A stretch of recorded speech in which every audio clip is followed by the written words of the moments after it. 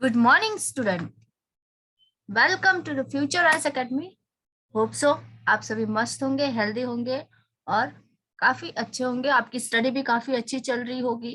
अब तक जो भी पढ़ा उसका रिवीजन आप लोग ने प्रॉपर किया होगा। और जैसे कि अभी पेंडेमिक स्टार्ट था तो उस ड्यूरेशन में हम ज्यादा फोकस नहीं कर पाए, फोकस नहीं थे स्टडीज में। ठीक है, स्टूडेंट की काफी प्रॉब्लम है कि मैम हमें समझ में नहीं आ रहा है कैसे स्टडी करे, क्या करे, क्योंकि सब जगह लॉकडाउन है। तो कब क्लासेस रीओपन होंगे, कब हम लोग फिजिकली स्टडी कर पाएंगे क्लासरूम में बैठ के। तो कोई भी पेंडेमिक आ जाए, कितना भी बड़ा पेंडेमिक आ जाए, आपको टेंशन और स्ट्रेस जरा भी नहीं लेना है। भले ही स्टडी ऑनलाइन हो ऑफलाइन हो, बस आपको ये ध्यान देना है कि आपकी स्टडी जो है वो प्रॉपर टाइमली होनी चाहिए। ठीक है। सो आप लोग को मैंने प्रीवियस लेक्चर में सारी चीजें बताई है। ठीक है, सारे चैप्टर, सारे कॉन्सेप्ट हमारे क्लियर हो चुके हैं।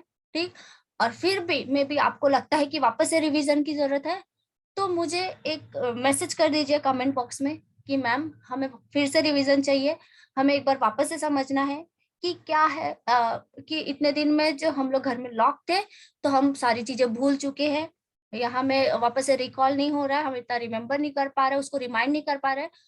तो आप लोग बस एक कमेंट में मुझे कमेंट कर दीजिएगा कि रिवीजन लेक्चर चाहिए आप लोग को, मैं वापस से उसको प्रोवाइड करा दूंगी। ठीक है। तो जैसे कि आप लोग ने देखा, लास्ट हमारा जो एमपीएससी का लेक्चर हुआ था, तो हमने जो भी टॉपिक कवर किए हैं, ठीक है, तो अगर आपके कॉन्सेप्ट क्लियर है तो आप एग्जाम में कोई भी कैसे भी क्वेश्चन आने दो, आप वो क्वेश्चन को एकदम अच्छी तरीके से समझ के अंडरस्टैंड करके उसका आंसर कर पाओगे। ठीक है। तो हमने जो भी टॉपिक कवर किया है उससे डायरेक्टली इकोनॉमिक्स के 5 क्वेश्चन आए हैं। ठीक है, बाकी पॉलिटी के, करंट अफेयर्स के, ये सब तो थे ही, बट मैं प्योरली सिर्फ इकोनॉमिक की बात करूँ तो 5 क्वेश्चन जो मैंने पढ़ाए हैं।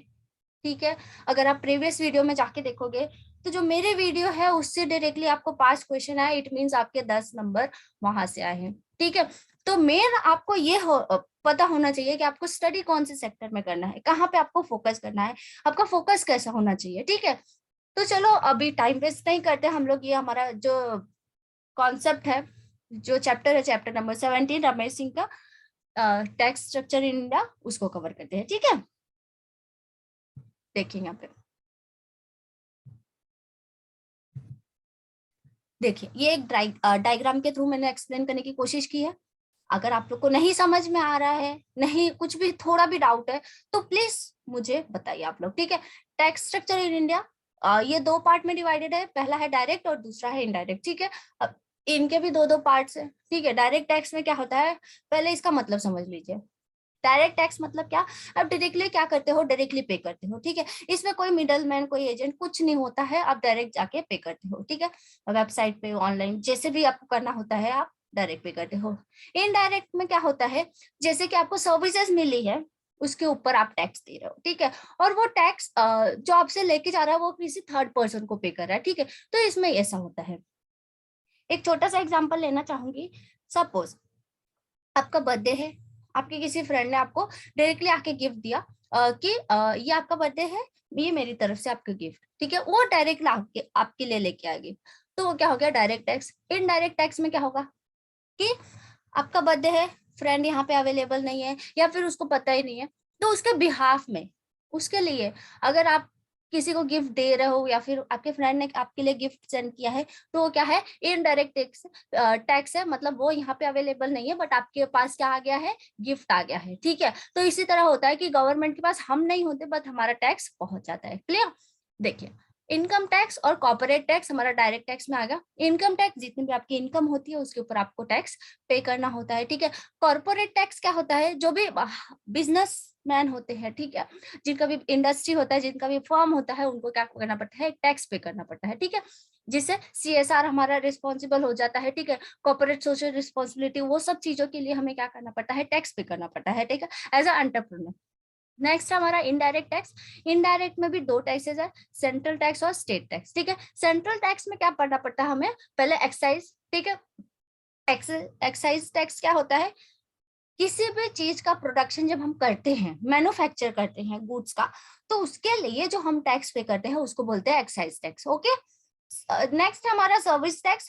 सर्विस टैक्स जैसे कि जो भी सर्विस प्रोवाइडर है, डॉक्टर, टीचर, सीए, ठीक है, जो भी आपको सर्विस दे रहे हैं उनको भी क्या करना पड़ता है, टैक्स भरना पड़ता है, ठीक है, पे करना पड़ता है। तो ये क्या हो गया, सर्विस टैक्स, मतलब जो सर्विस प्रोवाइडर होते हैं, ठीक है। नेक्स्ट हमारा कस्टम टैक्स। ये क्या होता है, इंटरनेशनल टैक्स होता है जो कि आप ट्रेडिंग करते हो, ठीक है, इंपोर्ट और एक्सपोर्ट करते हो, उसके ऊपर आपको टैक्स पे करना पड़ता है। आपने सुना होगा कस्टम ड्यूटी, ठीक है। कस्टम में हमारा गुड्स जो है वो अभी रुक गया है, अभी तक यहाँ पे डिलीवर नहीं हुआ है क्योंकि कस्टम का कुछ इशू था, कुछ प्रोसेस था, ठीक है। तो वो टैक्स जब आप ट्रेडिंग के लिए टैक्स पे करते हो इंटरनेशनली लेवल पे, उसको बोलते हैं कस्टम टैक्स, ठीक है। बट ये चीजें ध्यान देना कि एक्साइज टैक्स, सर्विस टैक्स और कस्टम टैक्स, ये सारे टैक्स जो है, ये तीन के तीनों टैक्स किसके पास जाते हैं, सेंट्रल टैक्स के पास, ठीक है, सेंट्रल के पास। नेक्स्ट हमारा स्टेट टैक्स। स्टेट में आप कौन कौन सी टैक्सेस पे करते हो, पहला है सेंट्रल सेल्स टैक्स। ये क्या होता है, जब आप गुड्स को एक राज्य से, ठीक है, एक स्टेट से दूसरे स्टेट में मूव करते हो, तो उस पे आपको क्या भरना पड़ता है, सेंट्रल सेल्स टैक्स, ठीक है। फिर नेक्स्ट है वैट, वैल्यू एडेड टैक्स। ये जब गुड्स को डिस्ट्रीब्यूट करते हो विद इन अ स्टेट, एक ही स्टेट में जब आप गुड्स को डिस्ट्रीब्यूट करते हो, अलग अलग जगह जब सप्लाई करते हो, तो आपको वैट पे करना पड़ता है, क्लियर। नेक्स्ट आते हैं यहाँ पे नेक्स्ट पार्ट में एंटरटेनमेंट टैक्स और जो लग्जरियस टैक्स, लॉटरी टैक्स, ये सारे जो है ये आपको स्टेट को पे करना पड़ता है, क्लियर। होप सो कि आपको समझ में आ रहा होगा बात, ठीक है।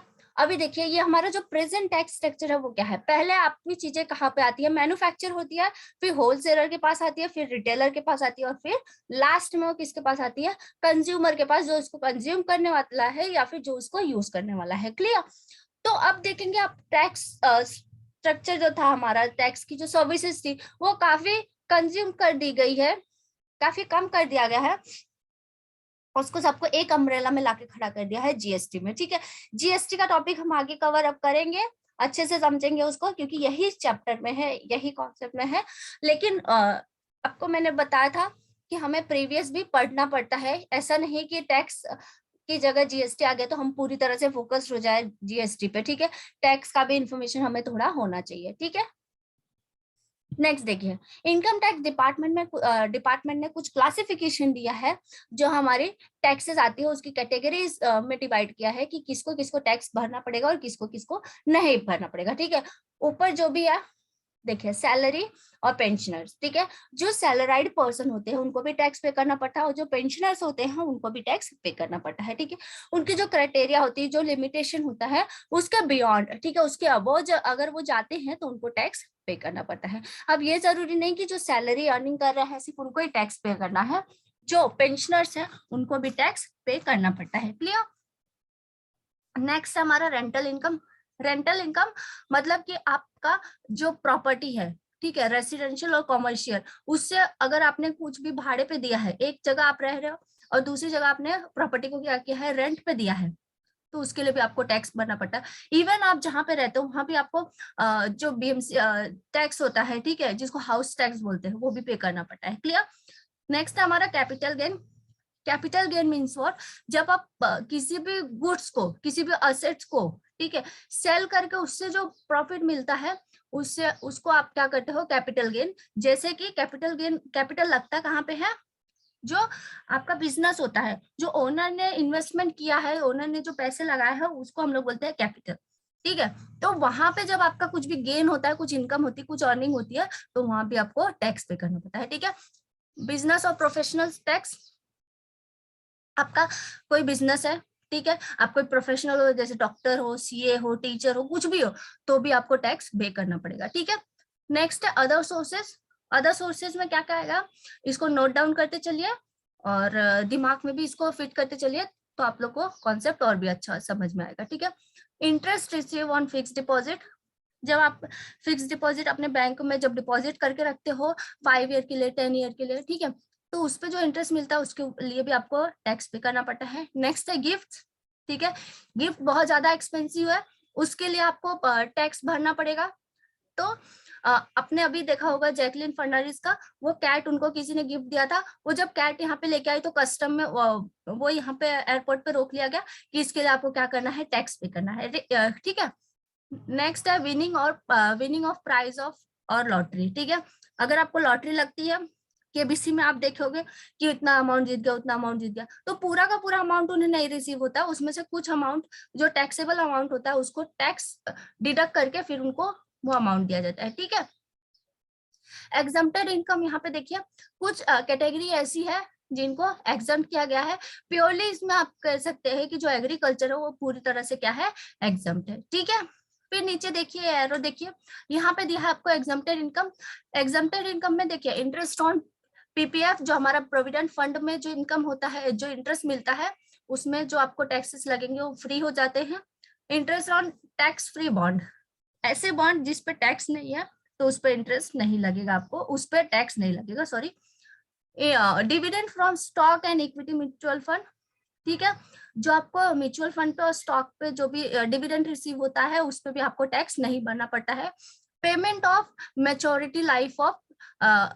Maturity of life insurance and ULIPs, ठीक है।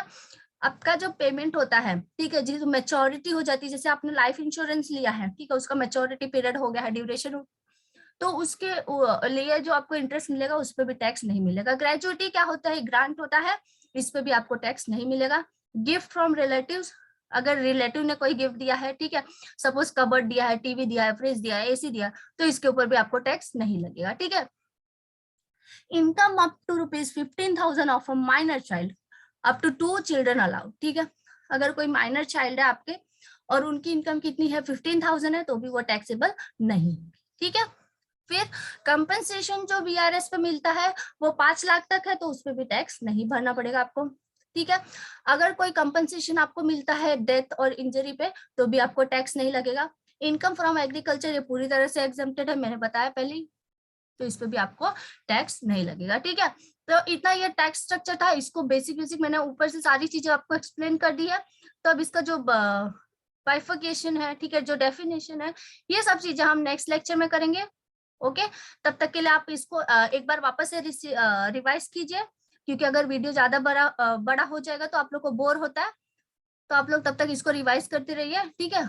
Okay then, bye bye, see you in the next class. और चैनल को प्लीज लाइक, शेयर और सब्सक्राइब जरूर कर दीजिए। Thank you, all the best to all of you.